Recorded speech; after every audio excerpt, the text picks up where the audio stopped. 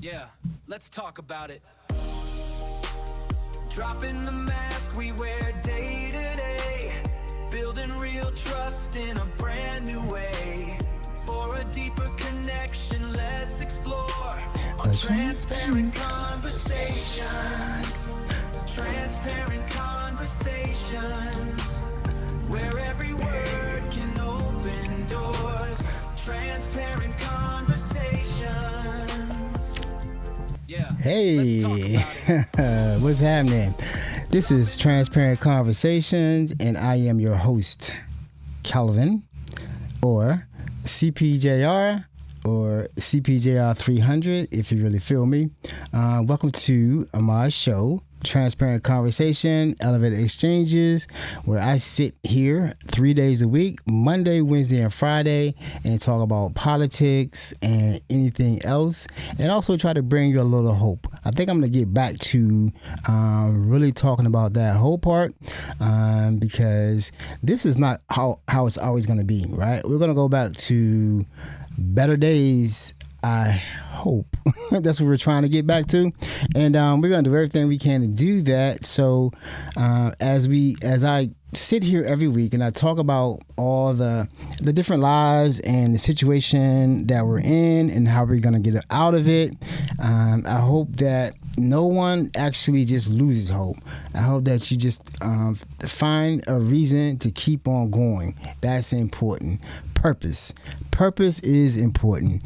All right, so I have a YouTube channel called Transparent Conversations, and also a Substack called Transparent Conversations. You can follow me on either one of those to see these on a regular basis. So if you're here for the first time, welcome. If you're coming back, welcome. Like I said, I'm going to be here doing this on Monday, Wednesday, and Friday at 8:30. For the upcoming time. I don't know if the schedule may change based on my situation, but right now, definitely Monday, Wednesday, Friday, I will be sitting here talking about AI, data centers, lies from the Republicans, the Zionist takeover attempt of the world, and also any other thing that seems to that I think need to be talked about.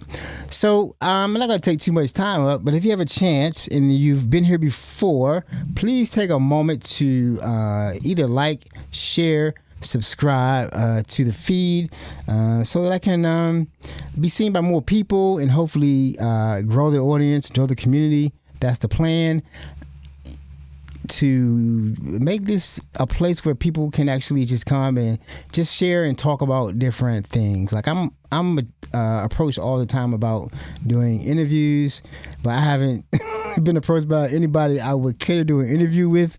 It's kind of strange sometimes to have people want to be interviewed by me, because they aren't really, I don't think people understand the content of what Transparent Conversations, Elevated Exchanges is all about. This started out as a place for me. Well, let me talk about the roots. Transparent Conversations used to be a Facebook group where we used to talk about almost anything. It was basically a group of African-American people who were either into the ethically non-monogamous community, or they were into like BDSM, or just really like seeking answers to why they were different and why they didn't want to fit into the regular box. It's a long story on how I came to be in the ethically non-monogamous community, but it was home. So with that, I started to talk about ethically non-monogamy. Then I talked about recovery from addiction, and then I left, and now I came back to where I am right now and talking about politics ever since Trump was elected, because I believe that even though my audience may not be as large as others, just typing up the videos, putting it out there in the algorithms will make it we'll give other people a chance to see a different perspective, because I'm convinced that mainstream media is just dead. It's propaganda, all of it. And I'm gonna show you a piece that proves that today, or add proof to that today, because it's amazing. I stopped watching mainstream media a while ago. Really, when Trump got elected, because it was just too much. Because I'm watching that, and I'm watching independent media, and I'm not seeing the same thing, right? I know that things that I see you don't see, or if you see it, it may seem like not a big deal, when really we're in the worst shape I've ever seen, or could imagine at this point in this country, and we're in danger, y'all. We're in real danger. So I don't want to take up too much time. I guess my first premise, or what I really want to talk about, is data centers, and the fact that right now, I'm gonna talk about what I see. Right now, the data center issue is a problem because there's too many of them. And I remember a while ago, I was talking about the engineering. Like, it didn't make sense to me. How could they do a closed water system when there's so much to cool off? And how, once the water is hot, how does it get cool again?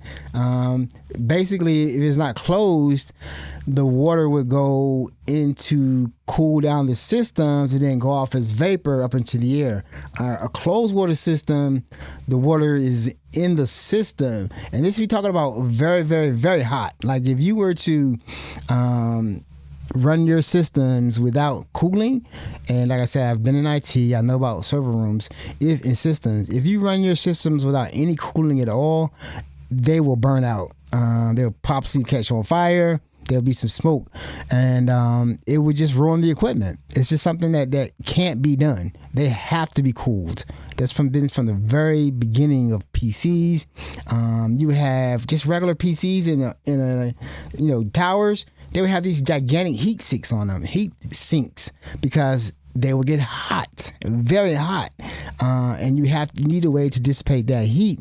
Now multiply that times 1,000,000, and that's what we have in these data centers. So I did find a video. We're gonna write to videos. Oh, my sponsor. I'm the sponsor. Elevated Exchanges Media. I'm the sponsor. So if you're interested in getting into podcasting, YouTube channel, or any type of content creation, holla at me. Let me know if I can. I'll let you know if I can help you, and maybe you can help me. We can help each other. Okay, that's it. Thank you. Thank you for your attention to this matter. So let's get to the first video. It's going to be on data centers. So what I said, when I talked about the premise of this, or the main subtitle of this thing, is data centers are the billionaires' plan to become trillionaires and enslave us all. Now, a lot of people don't want to call data centers. They want to call them surveillance centers. So that's a big part of it. Basically with Planeteer, or whatever that thing's called, Palantir, Peter Thiel, and his other crazy founder, and Larry Ellison, and these people want to come up with a system and cameras that constantly record where we are and what we're doing. But cameras, because we're doing it now, right? With the Meta glasses, right? We're putting those on, and I've already seen videos where people are there's a light. One side there's a camera, one side there's a light. So if you're recording, the light's on, so that's an indication to everyone in the room or around you that you're recording on your Meta glasses. Now, people are going to people and paying them $100 to drill the light out, and then put a silicone or something over it, clear, so it seems as though the light is still there, and you are unable to tell that you're being recorded, right? So now let's go back to the surveillance state.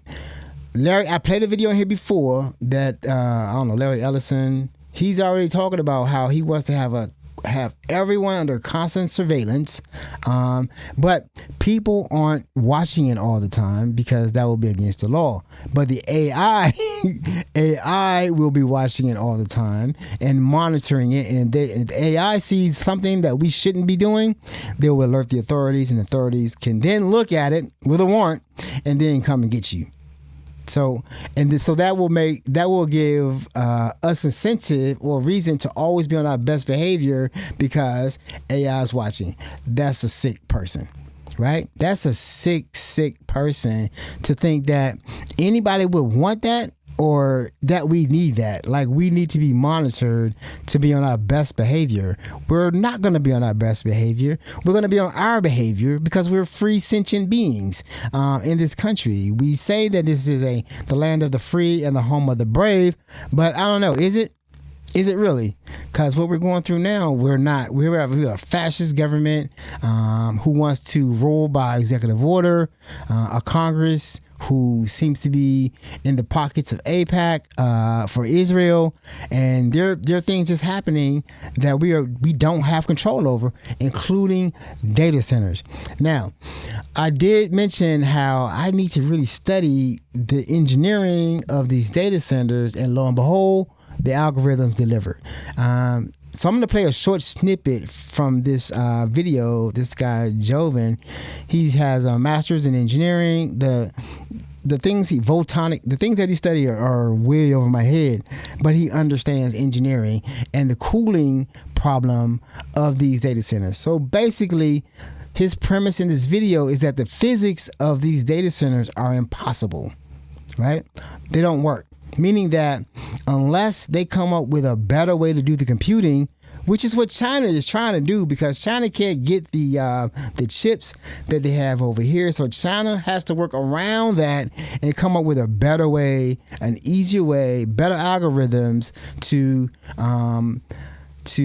enable AI to be either profitable or usable in a certain way. The lie that they told us when they started all of this, that AI was going to replace workers, was a lie. So the scheme, let me tell you about the scheme. So I recognize patterns. So the scheme on that, we have SpaceX getting ready to do an IPO, and he wants almost $2 trillion, right? Every video I've seen on that, and everything I've read on that, it's way overpriced. There's no way he should get that money. He can't be, the company's not worth that. The three companies that are all together, what is it? AI, what is it? I don't know, the Grok, I forget what they call it, AIX or something. There's the AI part of it, there's SpaceX, and then there's Starlink, right? Starlink is a good product, but most of the people, most of the country, most of us don't need satellite internet. So there's a limited amount of that they actually can sell, right? There's a ceiling, right? Because everybody doesn't need access to the internet via Starlink. So there's only so much that could be sold. It's very good that it's up there. The military is using it. Ukraine is using it. I'm sure our Navy's using it over sitting in the middle of the Gulf while they're at war or not at war. Basically, they're covering Israel invasion of Lebanon. So there's only so much money there, right? The money mostly he'll be able to get is from government or governments around the world for military purposes. Because there's the retail side, it's a cap, right? We live in houses. We have internet access, right?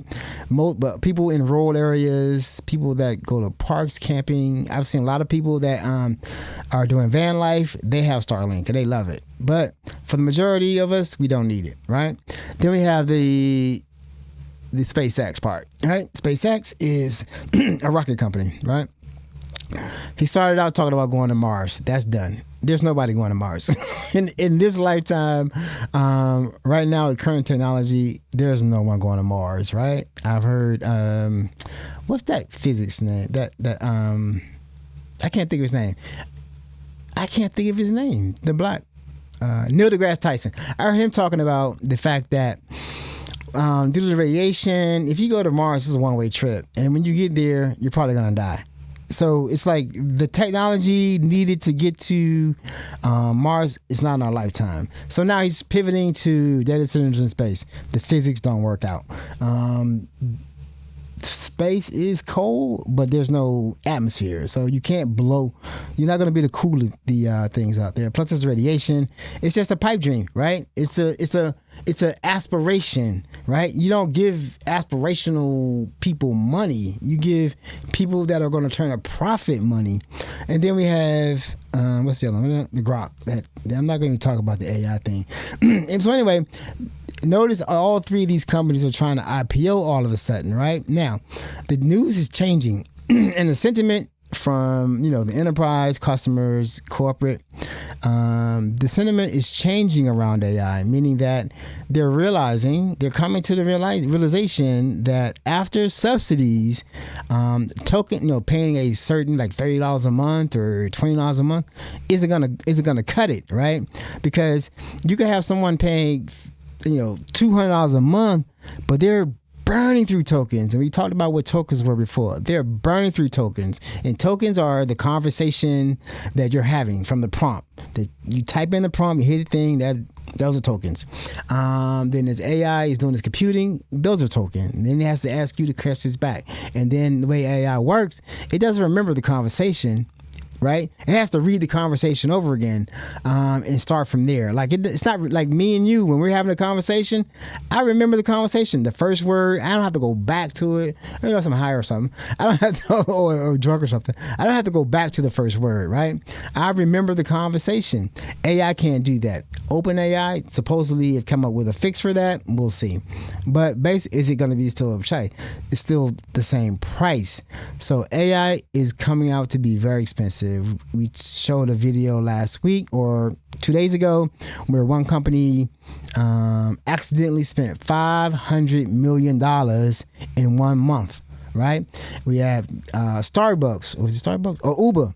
Uber spent their entire budget for the year in 4 months, right? So companies are realizing that this isn't going to be the plan to see or the payback. They're not going to pay off that they were promising, right? You're not going to fire people and replace them with AI, right? Because, there's even a story about Ernst & Young. I used to work for them. Ernst & Young printing a paper that no one checked. Like a junior person ran through AI, created a paper, sent it out, right? AI is a consulting firm, accounting firm, and sent that out as fact. It was wrong. Right? They had to retract it because another senior person didn't read it. Right? That's the danger of AI, right? So if your people are writing that, they'll probably have a process they need to submit it to a senior person sees it and sign off on it, right? Or say, you need to go back and refix that. Back when I was in corporate IT, I still am, but back when I was in corporate IT, I would work on board papers for, budget, large items that we needed. And after $1 million, we had to justify what we were doing. So I had to write papers. So I would work with my manager. She would write that part. Then she would pull her red pen and say, you need to fix that. How'd you get that number? Where'd that come from? We think we could do this instead of that. That's how it works. But now you think you can just submit it to Grok or OpenAI and it just does the paper and they just hand it in, right? That doesn't work. So because somebody still has to check it. AI hallucinates and there's a limitation. So right now, what's happening is the reckoning is coming. The bubble is popping, right? And what they want to do is IPO before the bubble pops, meaning that they want to take this burden of this software that they can't really, not going to be able to use, get it to the public and let the public put their money into it right away. Already, SpaceX they've already rewritten the rules for Elon. So with the NASDAQ, to get it listed on the NASDAQ is going to make it part of the index, meaning that your retirement monies are going to be going to Elon Musk. Only 19% of his ideas work. He only delivers on, according to what I read, he's only delivers on 19% of what he says he's going to deliver. And that's pretty bad. Only 19%. And that's not a trillionaire. That's a con man.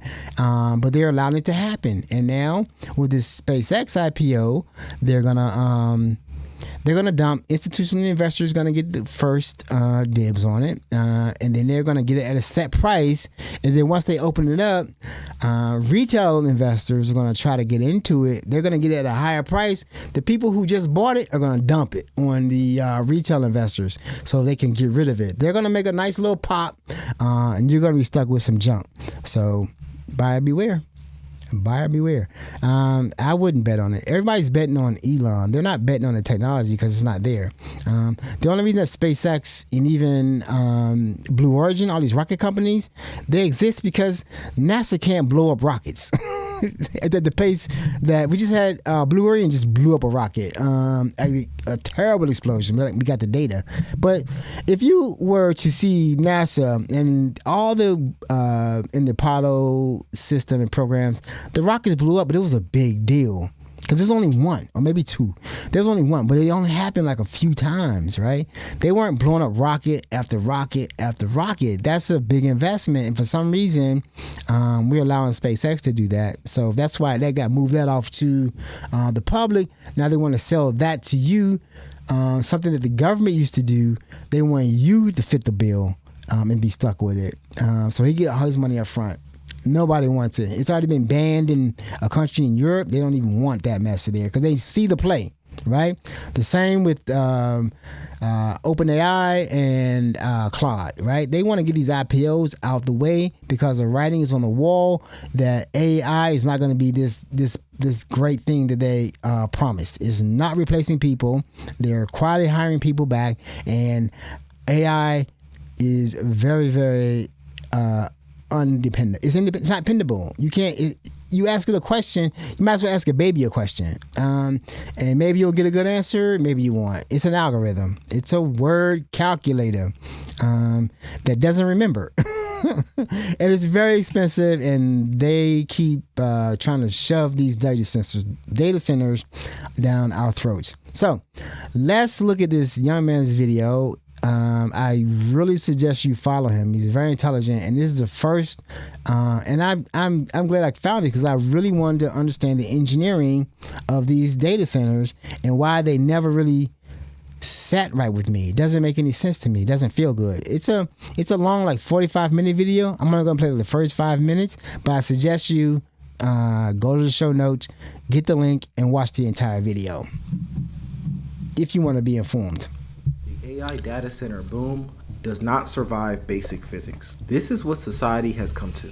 A Shark Tank billionaire just convinced a small county in Utah to unanimously approve a 9 gigawatt AI data center, larger than the entire electricity demand of the state, by telling them the Chinese will beat us if we do not build it. Before the vote, there was no public environmental impact analysis, there was no independent engineering review, there was no completed water plan. Who would want us to stop building our electrical grid? Who would want to stop us from having compute capacity to develop AI?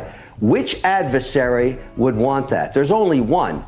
It's China. Kevin calls it Wonder Valley and describes it as the biggest project in Utah since the Transcontinental Railroad. But inside the approval room, the mood was not celebration. Hundreds of residents shouted shame, cowards, and people over profits as the data center was getting approved. All of this is false. Then why won't they let people talk? Why won't they let us ask questions? It's false. This is not real information. This is the part that matters. That was not a quiet little disagreement. It was practically a public revolt against a project whose numbers has not survived independent review. Nonetheless, the problem with this is the data center reality that Kevin O'Leary is selling and much of the AI industry is now betting on does not survive basic physics. If you guys, my name is Jovan. I'm an optoelectronics engineer. I have a master's degree in engineering, and I'm a researcher that studies optics, photonics, and microelectronics. And I just want to give some insight on what's going on. What's being pitched right now, not just by Kevin, but by every hyperscaler in the country, is delusional on a scale that most people do not quite understand. The physics doesn't survive the timeline that's being sold to us. The chips don't exist in the quantity the build out requires. The financing is going in circles, and the moat that justifies the whole $1 trillion spend just got blown up by a Chinese company charging 8 times less for the same exact thing. The strange part is that the people running the build outs, the CEOs whose stock prices depend on it continuing, have already started quietly admitting most of that on record. And I'm going to show you what I found when I checked out what's going on. Before the project was approved, the developer didn't commission a public environmental impact analysis, as I said previously. There was no independent engineering review on the table. The commissioners voted to approve a 9 gigawatt facility across 40,000 acres without one. This won't be the last one I build.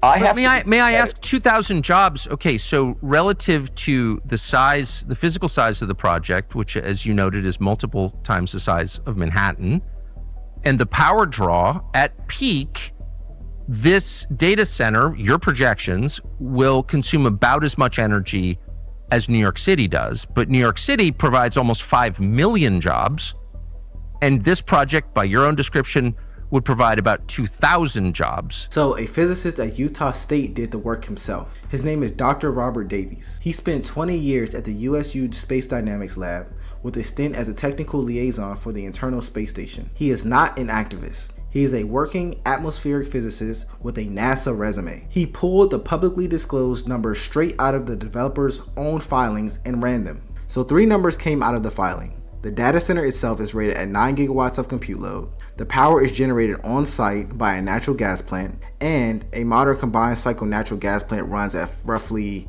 55% thermal efficiency, which means for every watt of usable electricity it produces, it also produces about a watt of waste heat, which gets vented as exhaust. Those 3 numbers are not contested by anyone, not even the developer of the project.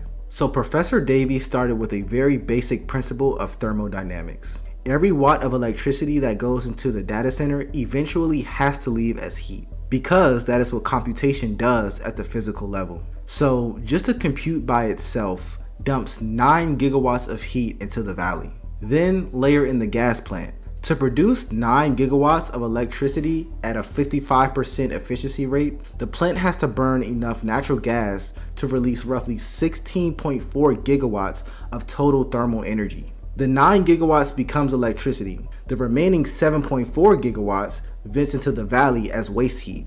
Add the compute heat and the plant waste heat together, and you get a total thermal load of about 16 gigawatts, dumped continuously every day for the 30-year operational life of the facility into one closed desert valley. To put things into perspective, the Hiroshima bomb released about 6.3 times 10 to the 13th joules of energy per day. If you were to divide the 2 numbers, that means the AI data center is releasing about 22 to 23 times the amount of energy as the Hiroshima bomb. This is not a random set of numbers. This is the reality that Utah is facing. Translated, what that means for the area around Wonder Valley is that for every single day for about 30 years, the facility will release into the valley a quantity of heat energy equivalent to 23 Hiroshima yield atomic bombs. So there you go, 23 Hiroshima atomic bombs for every day for the next 30 years. I mean, that's crazy, and they know that, right? Because the numbers were pulled out of their report, their report where they've submitted to the environmental impact, I guess, or anything. They know this is going to happen. They know that these data centers are dangerous. They know they're going to heat the areas around them, and then the ones that are going to be burning gas or diesel or whatever's available, that's going to be dumping more greenhouse gases into the atmosphere. So why do we need that for something that isn't working? I'd rather let China have it and let them do it. They're going to figure it out how to do it better. Because they can't get the access. And now those chips are not available. Right now, you have a hard time buying RAM because everything's going to the data centers, right? And they're going to the data centers for something that may or may not work. may or may not work, and that we may not need. It's a tool, and a tool being used for everything makes no sense. So, I suggest you really listen to the rest of that, because it just gets worse from there. It's just like the physics of the data centers or what they're proposing to do don't work, and that's just one.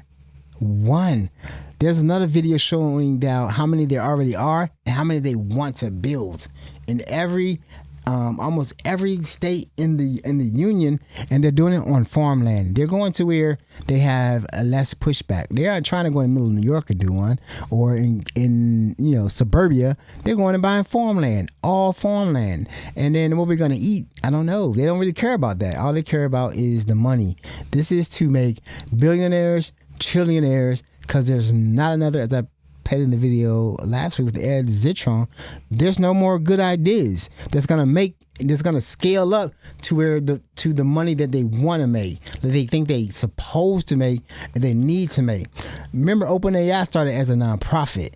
It's supposed to be for the good of mankind, but now they see that, we can make money. Let's make a lot of money. And that's all they care about, is making a lot of money. Not living a comfortable life. No, they want 5 yachts. They want 5 yachts. They want to be able to sail around the world. They want to ski down a glacier. That's what Zuckerberg is doing, this crazy stuff. While he's building... Why is Facebook making AI? Can anyone explain it to me? I have no idea. I would never use it because I don't trust Zuckerberg. So why is he building it? People trust him? I wouldn't buy Meta glasses. I don't want to give Zuckerberg any more information about me at all. And that brings me to this. I stopped using Google search. Right? I stopped using Google AI because I don't want to see, don't shove AI down my throat, right? They've already stated they're going to go fully AI in their search. I don't want fully AI in my search. I've said this from the very beginning when they first started doing this, like a few years ago. They're going to switch to just AI answers, and I prefer to get links so I can see where the data is coming from, so I can see the bias, or I want to see who's saying that, because just because someone said something to me, I don't believe it. Right, I have to verify it to make it true or not true. I'm not a low information voter. I will look up and research everything, and if you're just spitting out answers, and I know AI is giving me wrong answers, then now I gotta research everything. Everything that's on there, but I don't know where it came from. So now I gotta Google search the answers from AI to figure out where it came from to find out if it's true. That doesn't make any sense. Not to me, but I am not, I'm 60, so maybe it makes sense to young people. But like I said, when they told me, I had it wrong. They told me they gave me I was looking up information about the Department of Defense, the Secretary of Defense, right? It gave me, with confidence, told me that Pete Hegseth was not the Secretary of Defense. Now, I think he got confused because he calls himself the Secretary of War, but I don't know. It told me the previous, I forget his name, Lord something. He told me the previous Secretary of Defense was the current Secretary of Defense, because it probably couldn't understand that. Why am I calling Pete Hegseth the Secretary of Defense when, in its whatever it had going on right there, it thought that Pete Hegseth was not the Secretary of Defense. I didn't even ask him what Pete was, or because it didn't even know who Pete was. So that's very strange to me, and that's things it's very unreliable. Now, if I was a kid turning in a paper and it just gave me that information, would I have checked it or just turned it in, and then it would have been flagged this is wrong, right? So for that, what I did with that, if you want to do it too, or try to find alternatives to AI or being tracked, I still use Google Chrome, but I switched my search to DuckDuckGo. DuckDuckGo has an extension for Chrome, so all my searches go through DuckDuckGo. On my mobile, my phone, I switched to the DuckDuckGo browser because I don't want to be tracked. I don't want anything being sucked up into AI. It just feels weird, and we know that AI uses you for research and training the models. So you probably want to limit that as much as possible or not. It's up to you. But I don't really feel creepy about it. I just don't like them making decisions that's going to force me to use AI if I don't need it. So that's that, And then we're already seeing that the cost of AI is through the roof. And so when they're providing me AI answers off my search, they're using tokens. They're spending their tokens on that. And that's generating heat from the computing. I'm not signing up for that. I am not signing up for that. And people in these social media debates, I always try to say, well, you probably use the internet, you see web pages and stuff like that. You probably do research. I'm like, those aren't the same data centers. Those data centers have been around forever. When I started in IT, there were no data centers.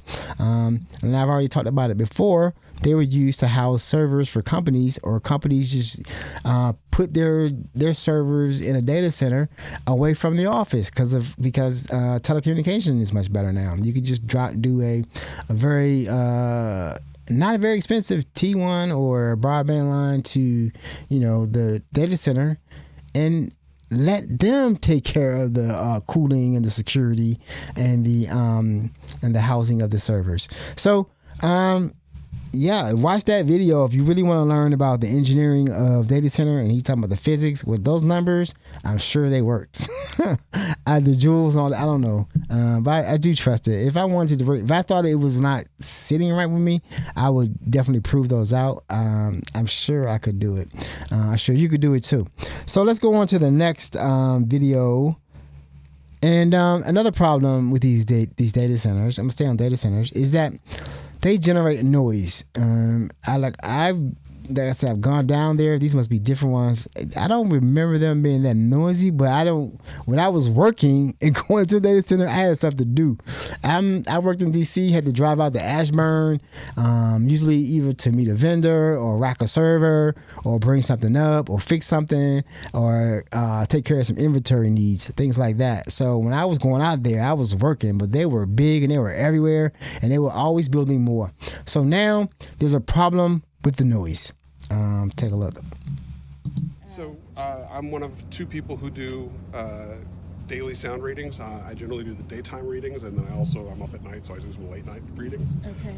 And we do a DBA and a DBC reading, which are different frequency formulations. DBA is for more like human audible.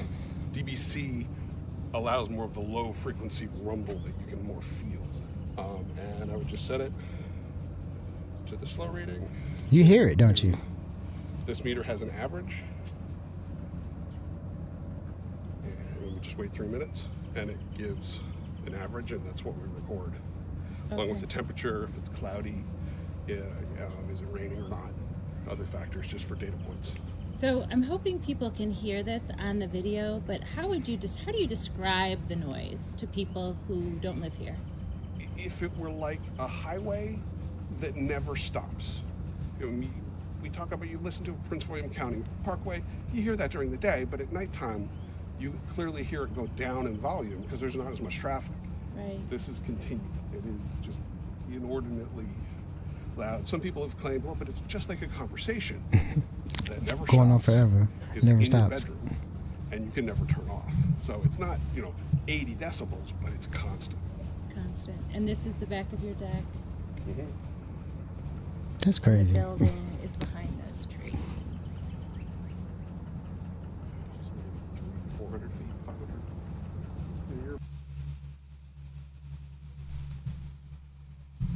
So, full disclosure, I lived in Manassas. That's in Manassas.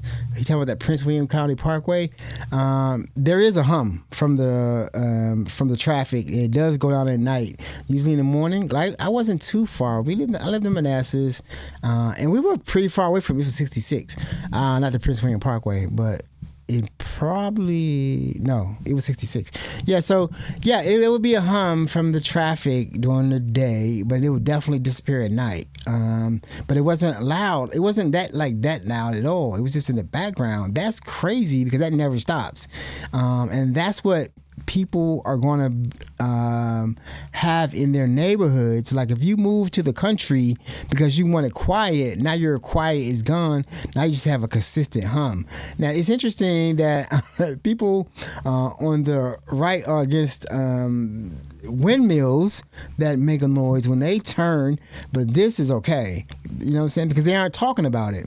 And I want to show you what's going on.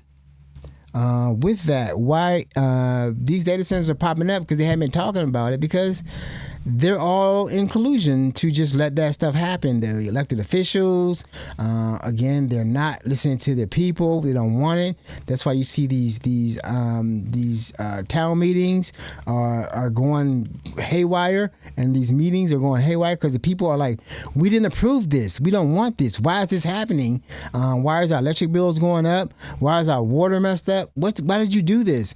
And the people are just sitting there talking about, well, we had a meeting and nobody came, so we just approved it.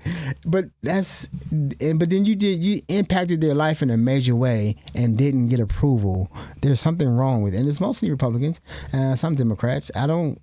I live in PG. I don't think we're having any data. I think there's some here, but no, none of the big ones. The big ones, like I said, I lived in Manassas, Ashburn, probably Fredericksburg, all down there, Culpeper. I know there's a big one going to Culpeper, horse country. They're just buying the land and building these data centers, but there's also a lot of them aren't being built. They're walking away from the leases because they're starting to see that the money is not going to come back. Billions are not coming back. You spent $7 billion, you got $1 billion back. How does that work? You're not going to make it. You remember the company called WeWork? There you go. This is like WeWork. This pump and dump happening in front of our eyes, and a lot of people are going to be hurt. So let's talk about the electricity, see what's happening there. How is it that our power bills in Northern Virginia are spiking so much? Northern Virginia again. So you have a data center in a community, it starts to get built, but then they don't have the power to actually keep that data. So they need to generate power. That means you need to build power lines, right? Whether it's below ground or above ground. And so to pay for those power lines, the energy company says, okay, well, we need to build a power line here so we get approval from the state, and we will increase people's utility bills to pay for that infrastructure. We all always pay for any new infrastructure, and it's approved by state regulators when they do it. Approved by state regulators, and the laws they have in place in Virginia right now make it so that the state regulators can't really protect those ratepayers. It forces them to charge those ratepayers a rate to build that energy. Is that just in the law, or is it in the contract with the utility company? It's in the law, and someone who, like me, lives next to the data center, you see a data center pop up. I know that I'm going to have to pay not just for the data center's power, but now I'm going to have that noise near my house. Now I'm going to have to drive by that every day. Now that's going to mean impact on my water infrastructure. And so it hurts me in so many different ways. Of course people are angry. Because you had no say in it. And basically the people that are going to be rich could afford to just go ahead and pay for it, but they're not going to because it's in the law. You have to pay for new infrastructure, to power infrastructure. Northern Virginia again, like those houses right now, I never seen that. Like when I went to data centers in Ashburn, there were no houses around it. But just seeing a data center that close to houses, like I haven't been down there in a while, and it has changed. I live in, like I said, Prince William County, and they're building data centers right next to houses, knowing that there's going to be that much noise at a consistent basis. And then we already know there's going to be more heat drawn out, and they're dumping greenhouse gases. And the thing about it is, are we really going to benefit from all this? Because they're already saying maybe not. Maybe not. And there's all kinds of discussions as to, I think just today, the Claude, it was LinkedIn. It was posted on LinkedIn. The Claude CEO, Claude, wants to slow down because their software is being written by AI, meaning that they don't know what is they don't know how it's being written. So I do follow a lot of developers on YouTube, and they talk about the code that it writes. They can't understand why it did it, like why it wrote so many lines when they could have done it more easily, more elegantly, because AI doesn't learn. It's like a intern or a junior developer is just doing stuff where if you were a senior developer or a junior developer under a senior developer, you would say, don't do it that way, do it this way. So if AI starts writing all the code for itself, we're talking about the Matrix. We're talking about people may not be able to understand what it's doing, right? And we've seen that it will do dangerous things. So it has to stop. But this next video I'm going to show you is about, like I said, I don't watch mainstream news media at all. And I was shocked. But I saw this. I hope I don't get a strike for it. I think it was on Instagram or YouTube, probably YouTube. And it was NBC Channel 4 in DC. Now, it is him or a reporter talking to an electrician who was being employed by data centers, saying that great data centers are a great thing. And I'm like, okay, that doesn't seem like good reporting. It seems like propaganda. You judge for yourself. What would you want people to know that are watching these data centers go up? They're not excited about them. They're worried about the energy use. They're ugly. They're noisy. Could be health effects. What are you seeing? I would say that it is every community that I have seen that has started to build data centers, and I've seen them all across the country. Those communities have exploded with growth. The local people are getting a lot of experience and making a lot more money, and they're actually building careers where they can sustain their families for generations. For the first time, we are stepping inside of a booming local industry that's pumping life back into the middle class. It's all happening in the shadows of the data center explosion. This looks like it's a giant breaker box. Is that effectively what it is? Essentially, that is what it is. Saad Khan is the vice president of J.E. Richards, and News 4 is the only TV camera inside of its prefabrication shop just outside of Fredericksburg. Richards builds the electrical components that power data centers, and business is booming. Are we watching a kind of a subset of industry booming here in Virginia that people don't even realize is happening? Absolutely, absolutely. Most people don't know what we do here. It's really, really important to the data center industry. And important, Khan says, to communities. Richards has 3,600 employees. More than 3,400 of them are union electricians. This is one of 26 prefabrication shops in the region. Without a degree or any training, workers start earning hourly wages in the $20 to $25 range and can work up to $60 or $70 an hour over time. That's better, man. Richards has increased its workforce nearly 50% each of the last 3 years. What would you want people to know that are watching these data centers go up? They're not. So that was a story on Channel 4, Channel 4 News here in Washington, D.C. If you saw that story, and that's what y'all see because y'all watch mainstream news, if you saw that data centers are good, right? They're being employed. He's saying that communities are booming when data centers are started. Yeah, when they get started, there's a build out time, meaning that the most people are going to be employed to build the data center. Once it's built, they have to move on to another one because they don't need you after it's been built, right? It's already done.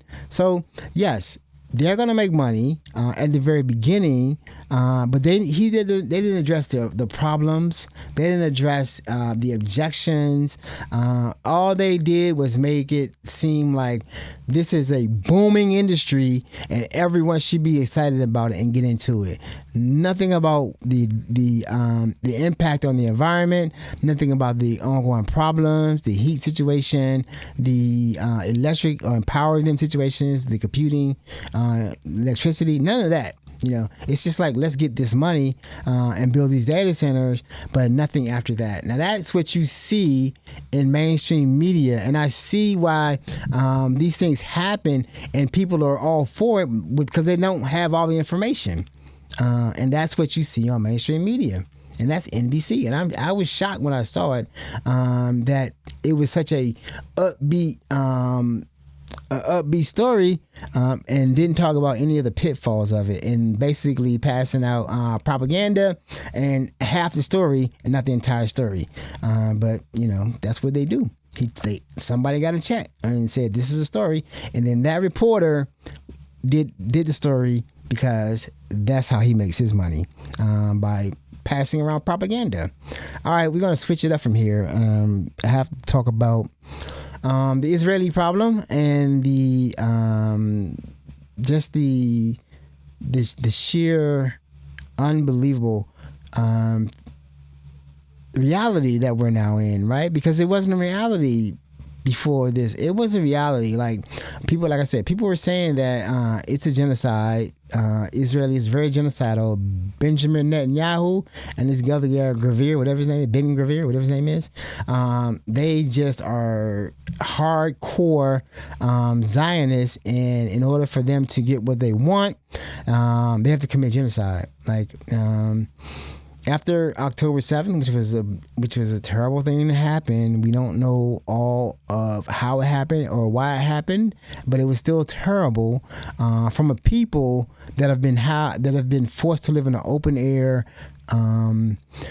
prison and under apartheid situation, and then monitored and harassed on a daily basis. So when they attack back, it's horrible, but then to kill as many of them as you can and flatten all their neighborhoods it showed me who you were, right? It wasn't a retaliation. It wasn't an investigation like go get the people that did it.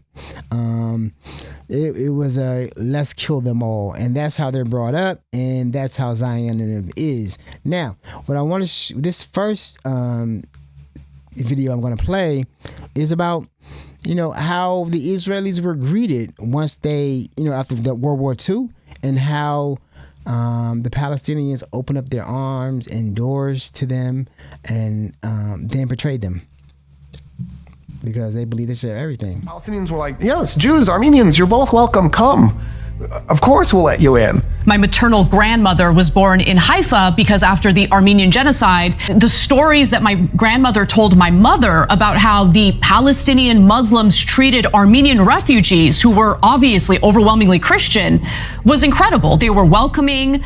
As Jews moved to Palestine, Palestinians were welcoming them because they saw the Jewish people coming in as brothers and sisters escaping persecution. To Zionists here and everywhere. These people came on ships holding up signs about World War II saying, please, we're refugees, let us into your home. And the Palestinians opened their doors to them. This is the story of Muhammad Hadid and Bella Hadid. Yeah, the model, Gigi Hadid.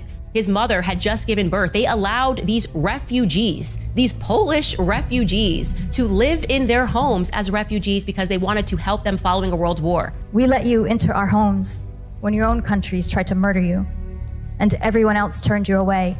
We fed you and we clothed you. We gave you shelter, and we shared from the bounty of our land with you. And then one day, and when the time was right, Palestinians who were letting Jewish Europeans live in their homes come home and they find the locks changed. And they were like, wait, why can't I get into my home? And then the family, the Israeli family on the inside just simply wouldn't open the door and wouldn't talk to them, wouldn't let them in. They came back to their houses and the doors were locked. They came home, the doors were locked, and guns were being held, and they were told, leave right now, or some soldiers are going to come murder you. You kicked us out of our homes and homeland. Then you killed and robbed and burned and looted our lives. Do you guys understand? Just go through that in your head. And so, in the mind of the Palestinian, this was just an upending of, wait a minute, we welcome you in, we put you in our house, we fed you, and then the first opportunity you had, you stole our home from us. They couldn't reconcile this. You carved out our hearts because it is clear that you do not know how to live in the world without dominating others. But the world is finally glimpsing the terror we have endured at your hands for so long. And they are seeing the reality of who you are and who you've always been. Imagine your family has lived on that land for hundreds and hundreds of years. And then you say, oh, you know what, the Ukrainian war's happening right now, I feel really bad. I'm gonna allow a Ukrainian to live in my house, maybe here in Tennessee. And you allow them and you share with them, and you do this out of the kindness of your heart. And one day you come back to your house and the doors are locked, and those refugees that you let in are telling you, that if you try to open that door, you are going to die. That's a fact. No one can dispute that. There was no money. There was no trade. There was no conversation. They were effectively hijacked in their own homes. So the entire story of Israel has been immoral. So that was about American history, and I can't believe I'm actually agreeing with Candace Owens. But that what happened. That's what happened. We didn't learn that it happened. That was an American historian talking about it. We didn't learn that that's what's happened. It's not in the storybooks, and I've read books on early life in Israel, and that wasn't part of the story. But that is part of the story that they hide and don't share. Now, every politician that says Israel is good and they're our partners in the area, then that's what America is, and we're complicit. You know what I'm saying? Because the Americans did the same thing to the Indians, Native Americans. I apologize. The Native Americans. So that's Zionism. That's colonialism.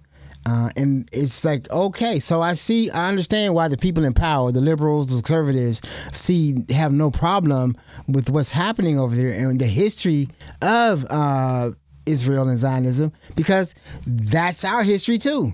The exact same history. That has to stop.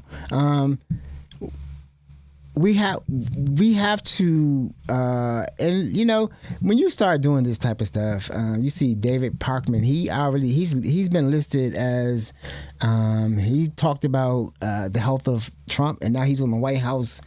He's an independent media person. Now he's on the WhiteHouse.org website as being listed as a terrorist, someone who is against the government because he talked about the president's health. That's what they want to do. They want to silence everyone to get under control. That's why they want to get control of TikTok, give it to Larry Ellison, and that's why they want to get control of CBS, CNN, 60 Minutes. All that's going to be gone because they don't want the truth to get out, and they're going to start coming after independent media first. So when I started, doing this and showing these videos and talking about what I see as the truth, I immediately, of course, you worry about it. I don't have the audience that anyone else has, but of course, it's still something to think about because my feeds, YouTube, everything, my social media is full of all these truths and talking about real history. But then, I've totally, you can't call me anti-Semitism because I started out by saying that, I used to say, I don't give a damn about any Semitism. I don't know what it is. You can't call me anti-Semite. I don't know what a Semite is. That's when I started. But now I don't have to say that anymore because I know that, first of all, I know they're not Semites. They're not from the area. I know they came from came from Europe. These are European Jews. And then they're held back. And they took the houses. They took everything from the people. And now you see why they were attacked by everybody in the region, because they were attacking the people's land that they were taking the houses. And then they're only backed up. You have people right now who are banned from going into England because England believes that they should give unfettered support, nothing in return, support for Israel, meaning that you could talk about United States, you could talk about England as a citizen, but you can't talk about Israel. How does that make any sense? They're trying to outlaw us talking about the actions of another teeny ass little country in the Middle East that's causing havoc around the world. I don't know how that's being done or why that's being done. Oh, well, I know why. It's the grift. It's the money. We give them money, they give it back to the politicians, and it just keeps on going. That's why we haven't heard the truth. And all these media outlets are talking about, I'm talking about 60 Minutes, all these, CNN, all these media outlets that are saying they were telling the truth. They don't talk about this, right? They don't present the proof. I've never seen a documentary talking about the Israelis, what happened after when they got to the Middle East, what happened when they arrived to Palestine, and how they took the people's houses. I have yet to hear a story about that. And I don't know why that is, or I do know why that is, because they're cowards, and basically they're under control of Israel. All right. Sorry. All right, go to the next video, and we're gonna keep it right here. I think because this is something that we have to learn, and I can't skip it or not talk about it because we see it every day, and we see how we have the IDF in this country, right? We have the IDF in ICE, right? There's people been caught with tattoos on their arms that are worn by IDF soldiers. There's IDF soldiers walking around on campuses trying to convince kids, and that really scares me because right now, as vulnerable as we are and as psychotic as they are, who would benefit from a terrorist attack right now, right? Like, they probably would want us to believe that if something happens, it's going to be Iran. Iran doesn't benefit from a terrorist attack on the United States. Why? Because we're destroying ourselves, right? They aren't dumb. We see, based on the videos they make on a regular basis, that they know what's happening in this country. And they know that if there's a terrorist attack in this country by that country, then there would be justification to destroy that country. So, but who would benefit to frame Iran, to frame a terrorist attack on Iran? Who would benefit from that? That would be Israel. So that worries me more than anything else because I do not trust them. They are not an ally. Never were. Never were. This next video is going to be interesting because I think it's MIDI. I've got it. Midi Hassan, right? Zeto. I think that's the independent channel. This is one of those Jubilee debates. I don't really like those debates, but he's good. But then you're going to see Zionism and the brainwashing in action right now. When children are shot in the head by Israeli snipers aren't responsible for that. Look, it's a simple question. Here's the problem. When Israeli snipers shoot Palestinian children in Gaza in the head, that's not the fault of the Israeli snipers. This is the problem, because when you have the problem is you won't answer the question. I'll ask you a third time. When Israeli snipers shoot Palestinian children in the head, is that not the fault of Israeli snipers? Well, you gotta let me finish. No, you gotta answer the question. Fourth time. Well, when Israeli snipers shoot Palestinian children in the head for the fifth time, when Palestinian children are shot in the head by Israeli snipers, is that not the fault of Israeli snipers? What did those children do? What did you tell me? Did the children deserve to be shot in the head? Because the problem is, over there, millions of people are watching you say they start brainwashing children. They start brainwashing children at a very young age. So you support sniping children in Gaza? Look, do other people here support sniping children in Gaza? Is that a conservative position now? What? That's crazy, right? I mean, to think that way. The shooting children is okay because in your mind, that's their thinking, right? All of them are evil. All of them, they had some girls crying on a campus because the Palestinians were in this country protesting, being pro-Palestine, and they're crying like they want to kill us. They want to kill us, We're in the United States. Nobody wants to kill you in the United States, but they want to cry. They want all the sympathy. They cry victim when they believe in shooting children in the head because, a dead Palestinian, I guess, is a good Palestinian, which makes no sense to me. But you see it right there. Do you believe in shooting a child in the head is okay? And he needed to qualify it. Well, are they bad kids? Are they good kids? This is the same the same way that black people were treated in this country, right? Either a bad one or a good. The Native Americans were treated in this country, right? This is just an extension of colonialism from this country, and that's why it's been going on so long because our Republican Party, the conservatives, support those actions, right? And remember, it's a grift, right? We give them money, and then they turn around and put that money back into our politics. So when when politicians vote to give money to Israel, they know that some of that money is coming back to keep them in office. Chuck Schumer, Hakeem Jeffries, Cory Booker, Glenn Ivey, not Cori Bush, the guy. Cori Bush was the person who ran against Cori Bush. I don't know all these people's names because I don't want all their names, but it's just a bunch of them. I have 2 sites up top, votelog.org,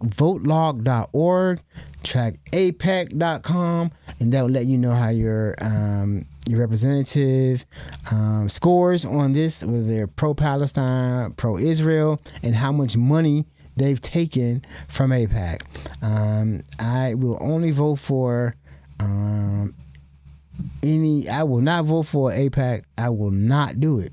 I will not pull that lever down for a politician that believes in genocide against the people, or wants to support a country that's out of control, that no one thinks they should put a check on, that is free to stop a peaceful flotilla, a flotilla in the middle of the ocean, and then torture the workers, right? I will not support that. And I hope the rest of the country's waking up too. They're panicking, and when someone starts panicking, they are capable of doing evil things. One more video on that. I think, no, two more. Oh yeah, two more. Or one more. Yeah. I want the American people to understand who their masters are, who they are slaves to. That ugly gentleman that you see right next to me, that's your master. That's the guy who actually governs the country. Ben-Gvir, a literal terrorist in Israel, when the Israelis were in absolute fear that there might be a peace deal. Can you imagine? Here's what he said. Israel cannot allow this to happen, but this is a bad agreement. This is an agreement that can harm the state of Israel, and we will not allow this to happen. Then they'll turn around and call us anti-Semites for saying that Israel controls our government. But how are you going to deny it when members of the Israeli government say that they control our government? He's one of the top 3 officials in Israel and definitely sets policy. And if his faction leaves, Netanyahu wouldn't have a government. That's been true for years. So that gives Ben-Gvir and Smotrich complete power. But then on top of that, so what actually happened on the ground? Well, Israel said they would not allow this agreement to happen, and it didn't happen. And we went back into war. Israel bombed Lebanon. We bombed Iran. Israel got exactly what they wanted. They said, who the hell do you think you are? You think you run your own country? No, it is not good for Israel, so we will ban America from doing it. And that's what literally happened on that agreement.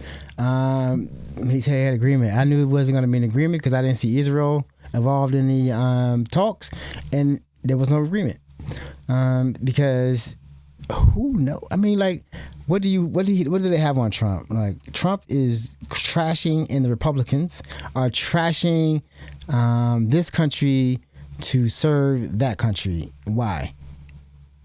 And why, if I say anything about it, or if anyone says anything about it, they are an anti-Semite? How does that work? I don't understand it. Okay.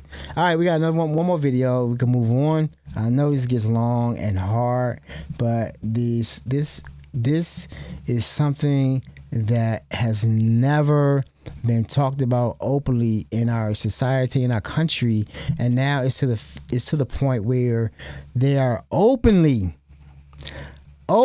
saying that they control our country. And now they're openly trying to get into our military because they don't want to worry about approval. If they're part of the military, they could just take the money, take the weapons. This is crazy. A New Jersey police sergeant has been charged with felony theft. Ladies and gentlemen, this is why they call it the United States of Israel. $5 million to defeat Thomas Massey.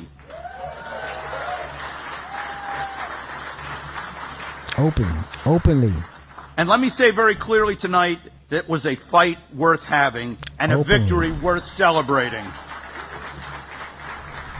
When someone repeatedly undermines support for Israel, traffics in isolationism at a moment of global danger, and refuses to stand with the Jewish state when it matters most, there has to be consequences. Did you hear that? There has to be consequences. If you're a politician in the United States and you vote against Israel, there has to be consequences.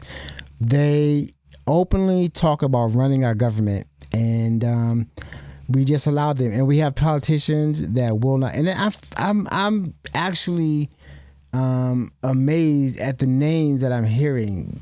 politicians that I have respect for. Come to find out, they're 100% pro-Israel, 100% pro-genocide, 100% whatever Israel needs, give it to them. And it's all becoming, it's like my favorite word is unsustainable. It's unsustainable. We keep fighting wars in the Middle East and putting it on the credit card, right? All that money that is being spent now with the 2 carrier strike groups and in the Middle East, that costs money. All the weapons that have been spent, that costs money, and it wasn't for us. It didn't protect us at all, right? We're actually at a weaker point. If China decides to take back Taiwan, we're supposed to defend them. We're not going to defend them. We can't. That's maybe what they were talking about when Xi and the man that falls asleep all the time were in China. He didn't look like he wanted to be there. That man said he was bored with the Iranian war. Y'all handle that. Do y'all think he's still in charge? I really don't think that that Trump is in charge. I don't think he's awake enough to stay in charge. I don't think he's what is it? What if I want to use?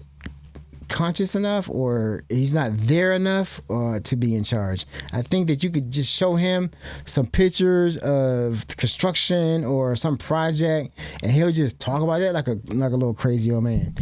This country is not being run by Trump. It's being run by the regime, and I don't know who is the ranking member because they have gotten rid of Vance. He's been put to the pasture, so I think it's Russell Vought. To be honest with you, he seems to be the one. The evil mastermind behind all of this. So we're going to move on to the whole situation with ICE. We're going to got a few more videos to go. Talk about the situation with ICE because it's crazy. Delaney Hall. So we have a lawless president, right? Like how much are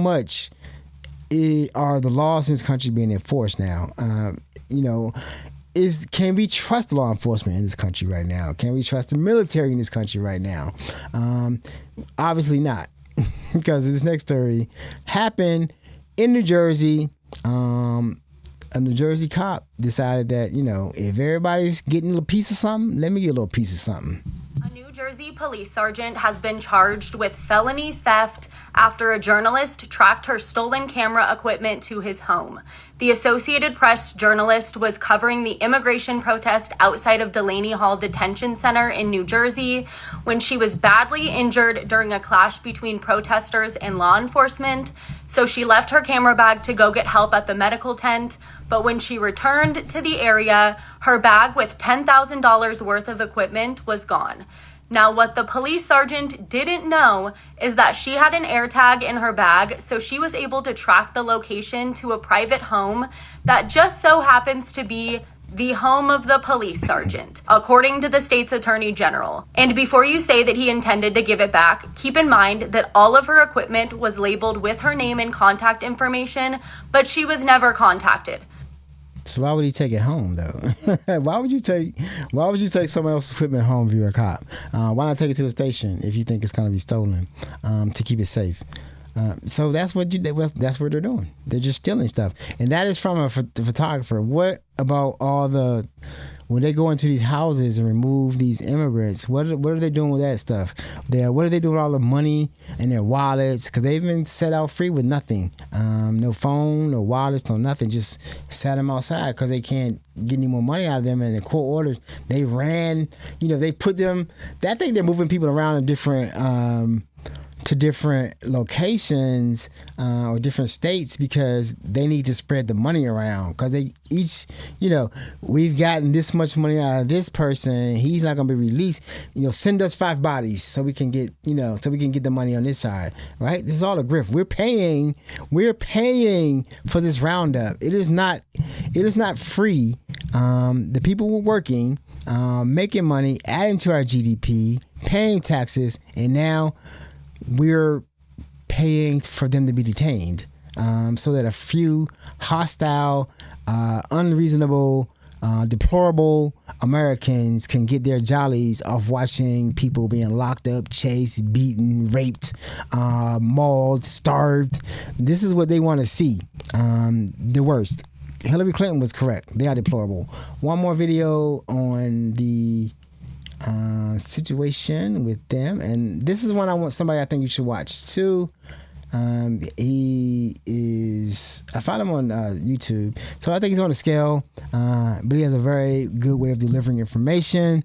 He used to be with his sister, but now he's full blown giving the play-by-plays, and he is really he has a very good way of analyzing what's happening and delivering a great dialogue and presenting what's going on in a cut and dry type of method, cut and dry way.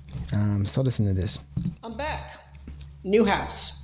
Let's talk about the concentration camps being run by the fascists in control of the country, and specifically let's talk about the Delaney Hall Detention Facility in New Jersey and the San Benito Detention Facility in Texas, because I think that these two facilities, while hardly unique in their cruelty, really highlight exactly what is going on in the United States right now and why we the people need to be doing a whole lot more than going to peaceful protests on the weekends and waiting on midterms to fix things.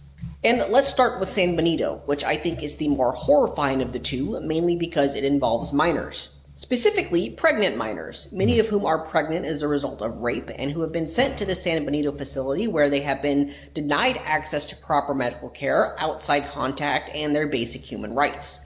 Multiple attempts have been made to contact the minors, including by state legislators, but the detention facility, which is run by a multi-billion-dollar private prison corporation, has denied almost all requests for contact, and in the contact that did occur, the minors showed clear signs of coercion by the guards. Even worse, many of those minors should have given birth by now, and we have no idea about the status or location of the babies, who would be U.S. citizens regardless of the legal status of their mothers.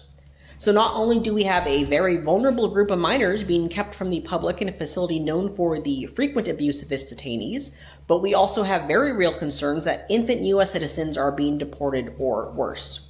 And as bad as the situation in San Benito is, what's happening at the Delaney Hall Detention Facility in New Jersey is perhaps even more concerning for an entirely different reason. Dozens of anti-ICE protesters were arrested today outside Delaney Hall, not by ICE themselves, but by the state police, which were sent to protect the facility by Governor Mikey Sherrill and Attorney General Jennifer Davenport, both Democrats, at least in name. The protesters were at the facility in support of the prisoners who are currently engaged in a hunger strike due to the awful conditions and lack of due process occurring at the facility. And instead of sending the state police to enforce basic human rights at Delaney Hall, something every Democratic governor should be doing, Sherrill sent the police to arrest the protesters instead. And if that doesn't tell you everything you need to know about just how complicit the vast majority of the Democrat Party officials are in the atrocities going on in this country, I don't know what will. These are concentration camps. Full stop. They are feeding prisoners food with maggots, denying them life-saving medical treatment, torturing them, abusing and isolating children, and deporting babies and American citizens. Thousands of people have disappeared, probably deported to third-party countries known for slavery, sex trafficking, and worse, and that's just what we know of. How much worse will the full truth be when Americans can ignore it no longer? So yeah, that's the United States of America right now. People are being raped, detained, shipped, trafficked, and beaten, and gassed, and kidnapped. That's just a regular day in the country now. This is the Republicans' vision for America. It's nothing new. I mean, they had slavery here too. My people were slavery.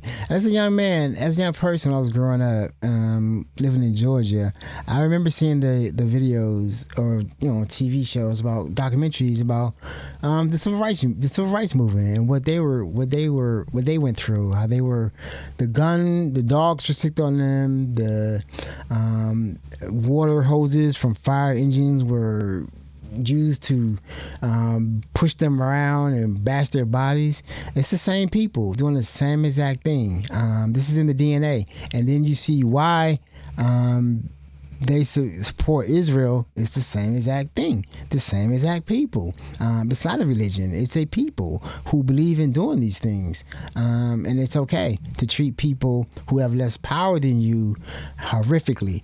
Now, like I said, I don't know, people seem to be very blind and have a short view, and don't realize how many people have gone to jail, prison, for supporting Donald Trump. And that was Donald Trump. This is his last term, right?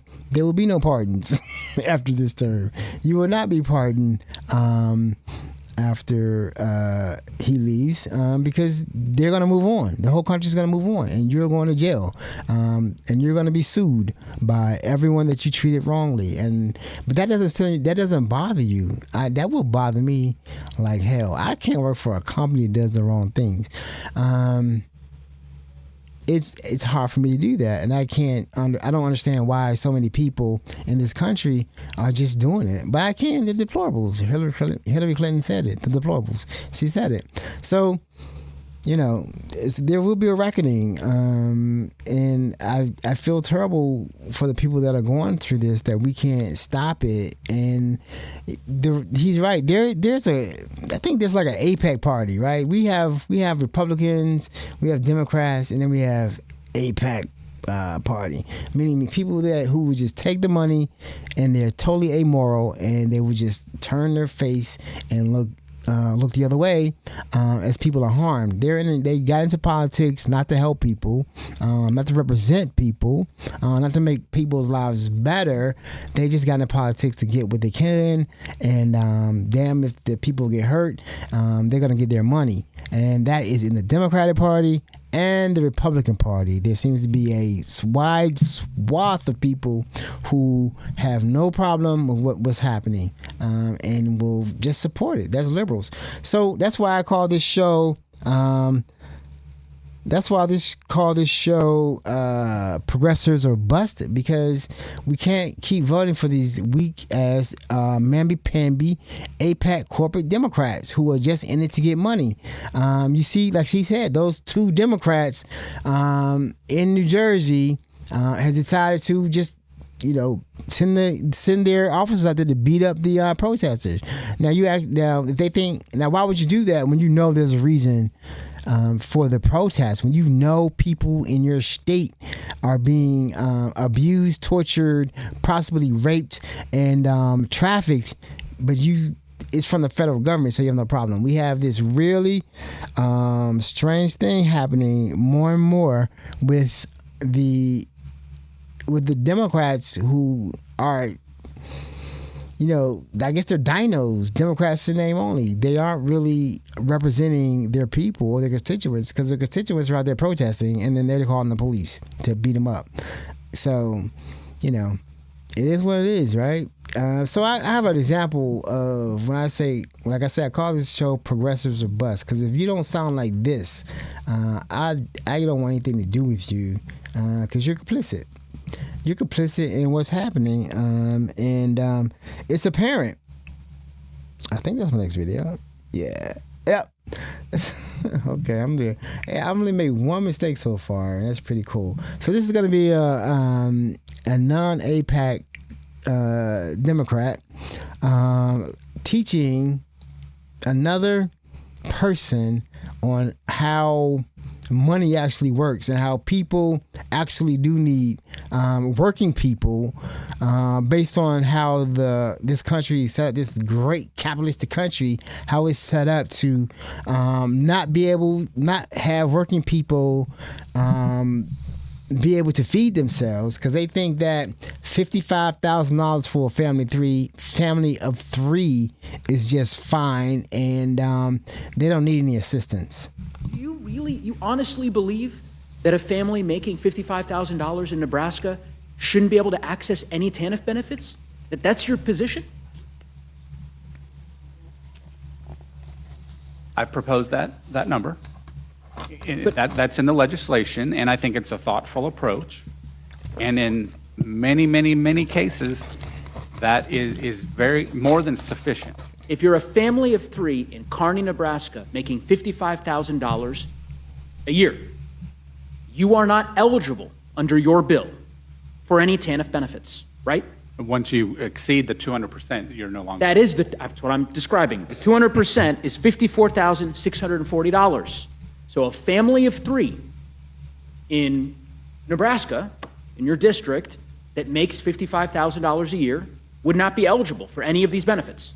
Correct. Okay, $55,000 a year, right? Family of three in your district, paying $24,000 a year, so $2,000 a month to rent a home, okay? Paying, call it, what, $2,400 a year for car insurance. They own a car. Paying $5,000 a year for their water bill, their electricity bill, right? Paying, I don't know, $1,000 a month for groceries. How many children do you have? Two. I have two as well. I don't know how much money you're spending on groceries on an average basis, but $1,000 a month, $1,500 a month, right? $12,000 a year, $15,000 a year. It adds up pretty quick, Mr. Smith. And I guess what I'm suggesting to you is I don't think that the American people would quite understand your effort to prevent that family that's making $55,000 a year in Nebraska from being able to access child care benefits at the same time that the Republican Congress has passed tax breaks for some of the richest Americans in our country. Do you honestly believe that if... So that was Representative Joe. I forget which state he's from, but he's a progressive, not AIPAC, and that is him having to talk with someone who doesn't understand people living with $55,000 a year, how they're not supposed to eat. I guess they did come out and say a piece of broccoli, a piece of chicken. And what was the other? What was the other piece? I don't forget. That basically what they're saying. You should be able to eat $3 a week, and then feed your family and feed yourself, pay your bills.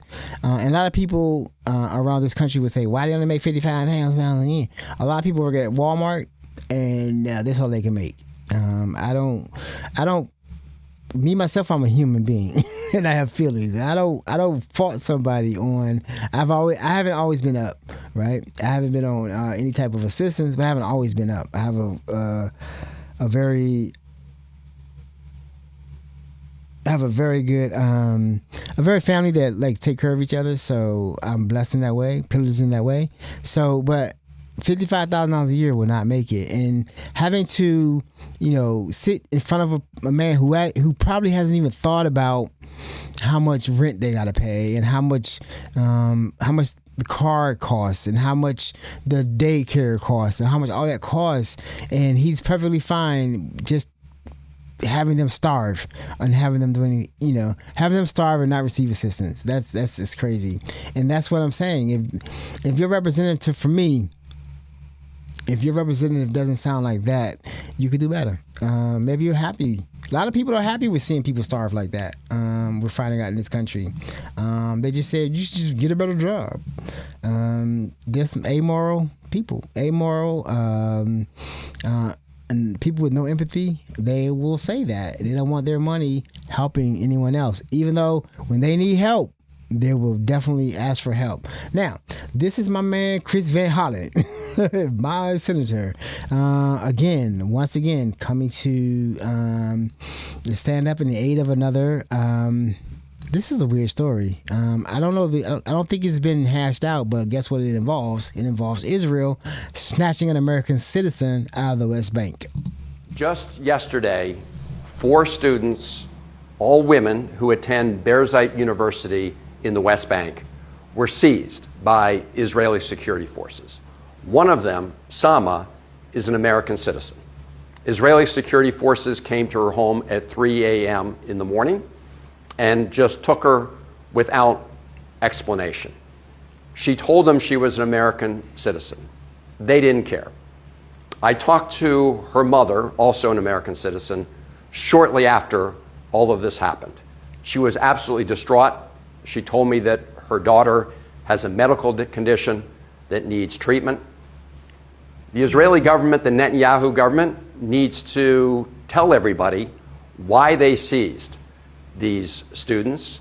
And our ambassador to Israel, Mike Huckabee, and Secretary of State Rubio, who always tell us that their number one priority overseas is to protect American citizens, need to make sure that Sama is immediately released.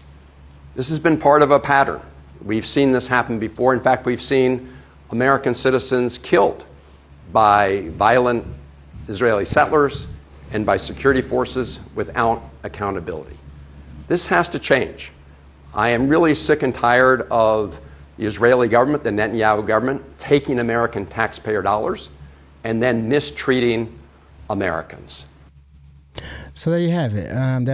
Those are two progressive candidates.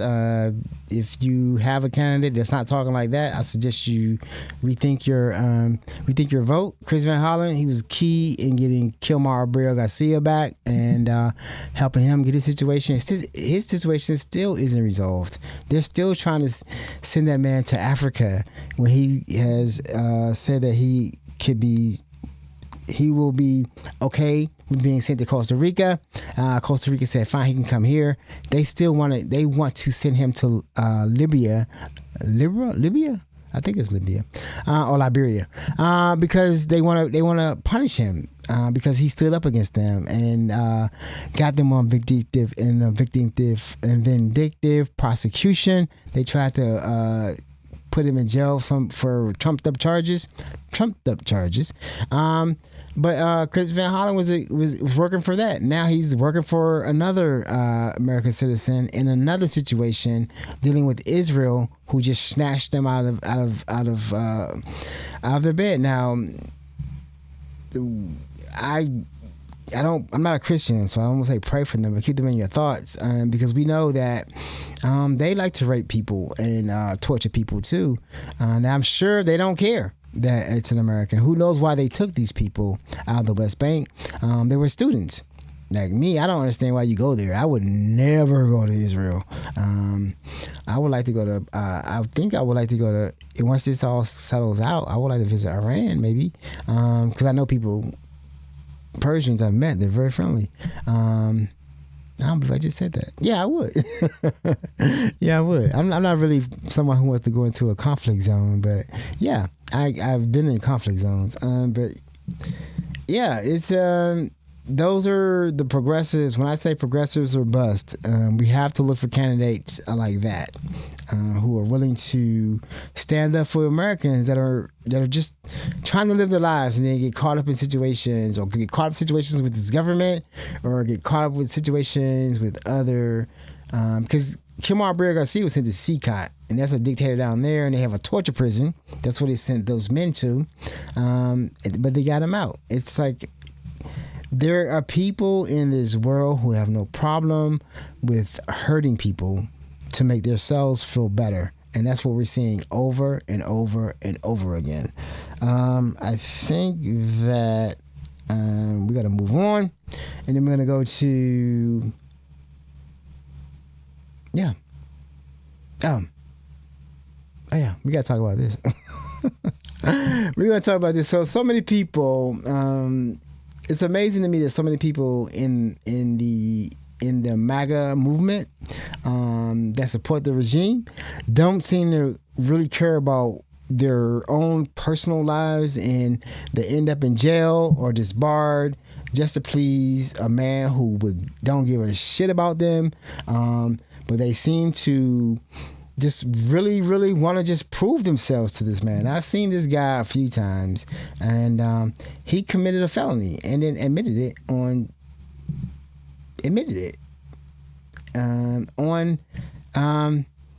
his social media streams. It's kind of strange that he actually did this, but he was trying to prove a point. He was trying to prove a point that that you actually could illegally vote in California. And he might not even, this might be a prank. He might not have done it at all. But he admitted that he signed an affidavit and lied and voted illegally in California. I just voted in California, in a city that I literally was not registered to vote in, and I'm not even joking. Wow, okay, this seems serious. Let's hear. I tried to go vote in the city of Beverly Hills, but it showed in the system that I still lived in my old address. I was like, oh, well, I moved in January. Do you want me to get some proof? And they're like, no, it's fine. And I was like, so you don't need to see my ID? And they're like, nope, just fill out this document here. and then sign saying that you're telling the truth. And they just gave me a ballot. That is how easy it is to vote as an illegal in this country. He said it's illegal. This is why recording a video without knowing the law exposes only one crime, ignorance. Our friend here would have you believe that this is all it takes to vote in California. Just walk in like you're ordering a burger.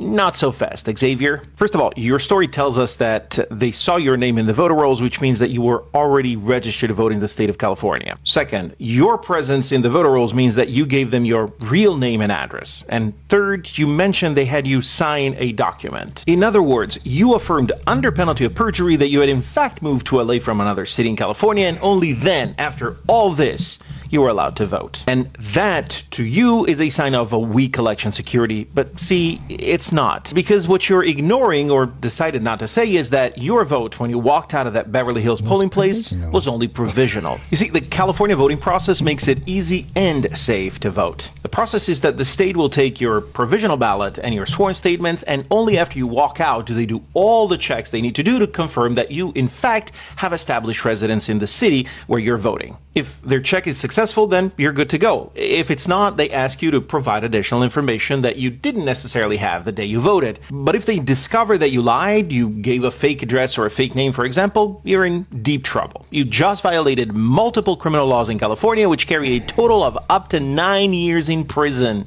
And if the candidate is a federal candidate, you're also facing up to 5 additional years. Oh, and that ballot you cast, it's not counted. So you did all this for absolutely nothing. And that's why California has virtually non-existent fraud. In fact, fraudulent votes are in the dozens, not in the millions. But you didn't know any of that, so you ran to your phone thinking you had a gotcha moment, but you didn't. You just had an I need to learn more before speaking moment, so I hope this video helps. So that's weird. I've seen that guy before. He's a chumper. He's a trumper. He's always trying to get in pictures around President Trump. He seems to love his Trump. I question his decision-making abilities because of that hair. But it's kind of weird to me that he said illegals. So let's just go. I live in Maryland. We don't have to have ID when we go vote. We don't have to have anything. We have voter ID cards, but we don't have to present them. So basically, when you register, there's motor voter. So when you go to any place to vote, you have to present ID, right? You say it shows your address, it shows your residence, and that's how you register, right? You register to an address, like he said. Then when you go to the polls, they ask you who you are, what's your name, and you say your name, and then they see if you've been there already. And if you show up, they tell you where to go to vote. I do mail-in voting. But if you go to the polls, they look for your name and they look for your address. And you at that address, you registered. You're at that address. You're to vote. Go vote. You're valid, right? So this gentleman said that an illegal can do that. Illegal can't register to vote. First of all, how would an illegal register to vote? You don't have ID, you can't register to vote. You have to prove your citizenship. We have real ID now. You have to prove your citizenship to vote. You have to prove that you live there to vote. So how is an illegal going to register to vote? That was he's saying. Like this is how he's saying that I hate that word. An undocumented immigrant can just show up to a polling place, give their name, and somehow they will be registered to vote. He registered to vote. And that's the point. And then he said he moved. Then he signed an affidavit saying that he hadn't moved, which is illegal. The moment you do that, your ballot becomes, because he said he moved, your ballot becomes provisional, meaning that they have to do more research. It's called cure the ballots. Do more research on the ballot to make sure you say who you are. And they need more, like the guy said, they need more information. They request for information. That means that they don't get it, they just throw the ballot away. I know probably keep it for criminal prosecution because you signed the affidavit. That's illegal because you just lied. So, yeah, I don't know. Hopefully he's lying and he didn't do that because he just committed a felony. Good luck to you, son, man, because you didn't prove nothing other than you are a dumb person and have bad decision-making skills. We can tell by the hair and the fact that you're black and you support Trump. Good luck to you. And I'm sure he's making money. That's a good grip for him. Being black, gay, with the hair. They want you because you represent two demographics that support Trump that don't support Trump. So way to go guy. You didn't prove your point. You just showed that you are a criminal and willing to do anything to please your white masters. Good luck to you. All right, we're gonna go one more video before we get out of here. This last video I'm gonna play is about before we go into some hope. Always gotta end on a good foot with some hope. So this next video is I just want to demonstrate. I just want to show the military told Trump that you might not want to go do that. Don't really want to mess with it. And this is why Israel doesn't attack Iran by itself. And then this is why the United States shouldn't have attacked Iran, and why they keep telling you don't go in there. They've been under sanctions since the 70s, and even before that they weren't in good condition. So, and they're waiting for the United States and Israel to attack them anyway. So they've been waiting for this moment and building up to it. It's not going to be the cakewalk in the war that you think it's going to be, like two big armies meeting on the field. They're going to do it asymmetrically. So this is Iran showing us exactly why our military already knew that you shouldn't do this, but then we have somebody who, Bibi Netanyahu, said this has been our best president ever.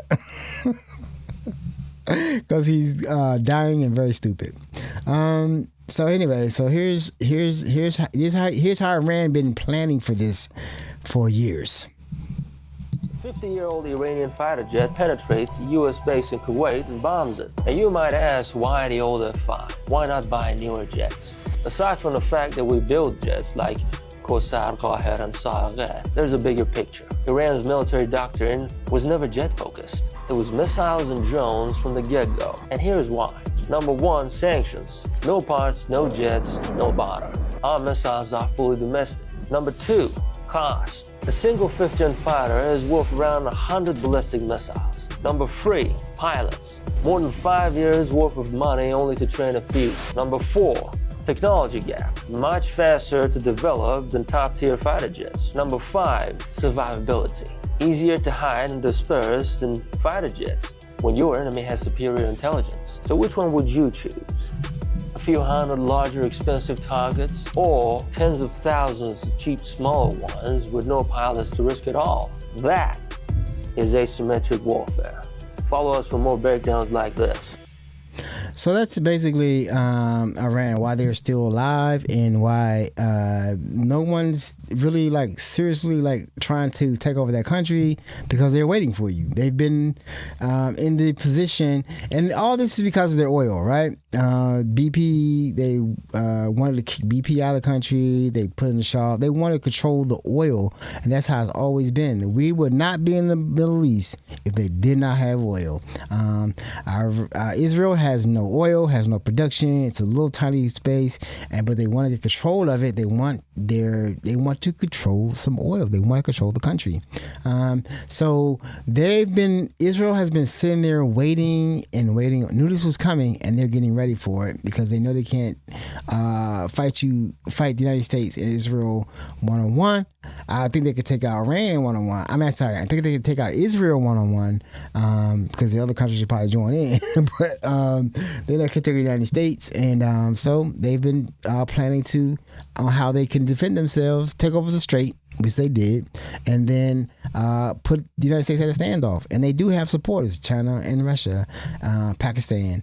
They're not alone in this fight that they're doing. They're defending themselves, actually. They're not in a fight. They're defending themselves from the aggression from our country and that other country over there that seems to want to be a state.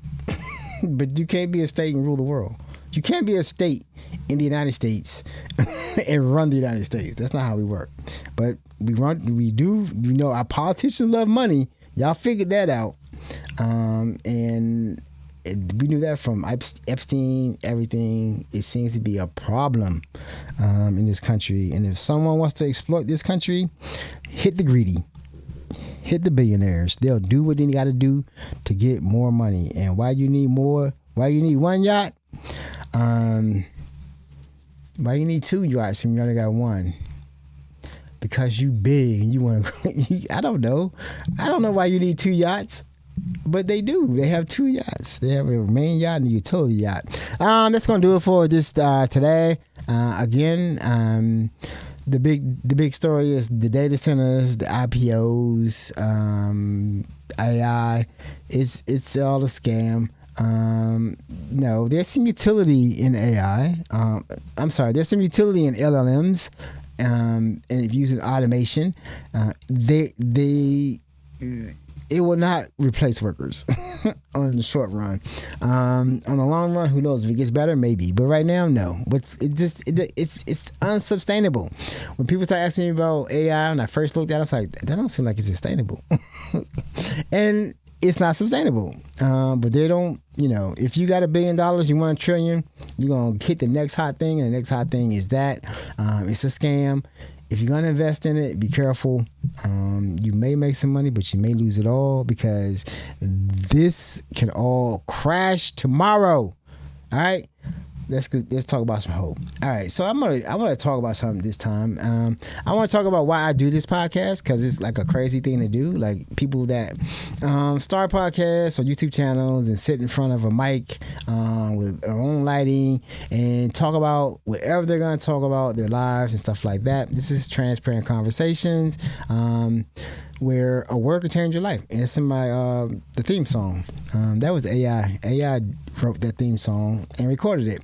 I kind of like it, but I wish I could get a real musician to do it and kind of jazz it, funk it up, funkify it, make it black. That sounds very soft for me. It's got to be hard for me to actually like it. But I think the wording is correct. So I just want to talk about, I look for some spoken word or something that I really like to look at for some hope. But I want to also come transparent, right? Like I have been going through something in my life, and this is Transparent Conversation. I talked about my ethical non-monogamy journey when I was married. In my open marriage, I've talked about that. I've talked about me having addiction issues and recovery, and I think I need to just talk about it a little bit more. I just picked up a 30-day key tag again, and if you know, you know. Yesterday, Thursday, and it wasn't my first time picking one up. I've picked up many, and I've started over many times. But I'm kind of happy. I didn't have any purpose for my life. I really was in a bad place, and it actually got to the point where I didn't actually want to live anymore. I didn't understand my purpose. I didn't understand why I'm here and what I could accomplish at this point, and being at this age and still dealing with a very serious issue. But I found purpose through doing this podcast and adding to the algorithms some positive or just progressive clips, information, because I know that the mainstream media is fake. So this has given me purpose, and I really appreciate just doing it. And everybody listens to it, you get anything out of it, I appreciate you too. Of course, I would like to monetize this and do this, but I will, I'll eventually be working again, and I will have to cut this back. But I'm gonna press this hard as I can because I'm in the fight. Right? I want to hopefully save this country. Like I said, I just had my first grandchild. My daughter just text the family how he is home now. He had issues when he was born, but he's finally home. And I don't want him to come up like this. I don't want him to come up in fascism. I don't want him to come up under Israeli occupation. I'm one of those people, people talk about if the apocalypse comes and the bomb falls. I don't want to live through the apocalypse and the bomb falling. I don't have a problem with death. Like I said, I had to find a purpose to live. 2 months ago, I did not want to live anymore. I really was very close to ending it. But I just, I remember that I started doing this, and I knew for me that it's important that I do this, and it's giving me purpose, and that's why I do it. Whether it's going to be successful, whether it's going to, be able to make money or anything like that, is immaterial to me. I would like it to, but then I'm still going to pursue this thing, because I've been trying to do this since like 2012, trying to do a podcast, and I couldn't really get anybody to do it with me. I've had a couple of false starts, but it just never worked out. So I just said, you know what? If you want to do a podcast, and I hear a lot of people say this, just start doing it. And that's what I did, and I'm going to stick with it. And so I was looking for some spoken word to kind of address, those type of issues. But then I came across this message, this other podcast, talking to someone who was going through similar issues to me, and it just touched me so much. And I hope you get some out of it too. Dated the toxic guy, was unfaithful, I became an addict, I created the whirlwind of what I was running away from. The crazy thing is you list those things as if they disqualify you, when really they qualify you for what your anointing and purpose is in the world. Yeah. And I want you to receive that. Don't skip over that, because those are the things that qualify you to be the healer you want to be, to have the voice you want to have. Is because you had those experiences, and now this healing journey is you getting over it? Is you changing your mind, unlearning and learning new, so that you can go back out into the world and help people going through similar things? That's what makes you qualified. Imagine if you didn't go through those things and you try to heal somebody that went, what do you know?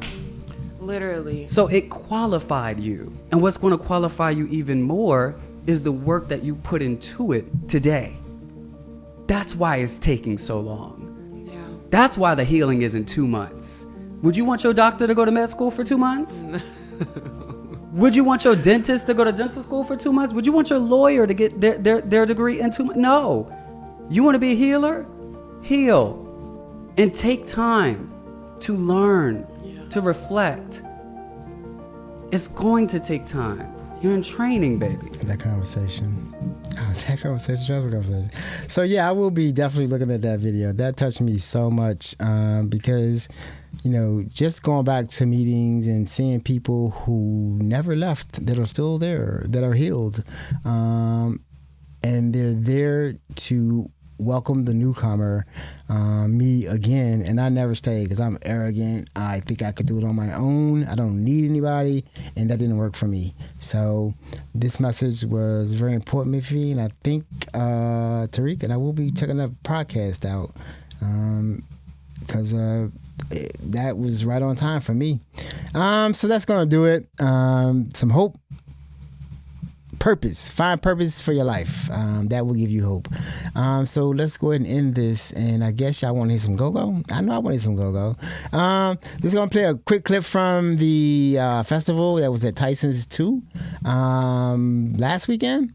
So basically, this is an annual thing where out in Tyson's, if you know Tyson's, I've shot this out there, but they have an event area out there. And this happens every year. And I hope to get to it next year, because I like they're having a good time. Now, this is go-go, which I want to hear.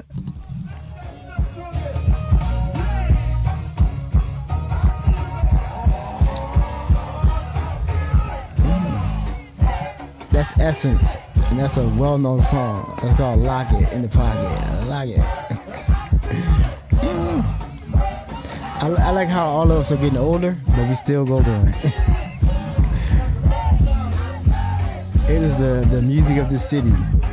All right, y'all. That Essence symbol. All right, I'm out. We'll be back on. I'll be back on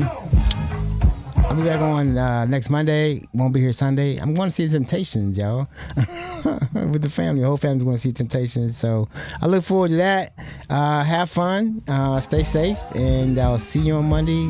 Thanks for catching the podcast. Peace out.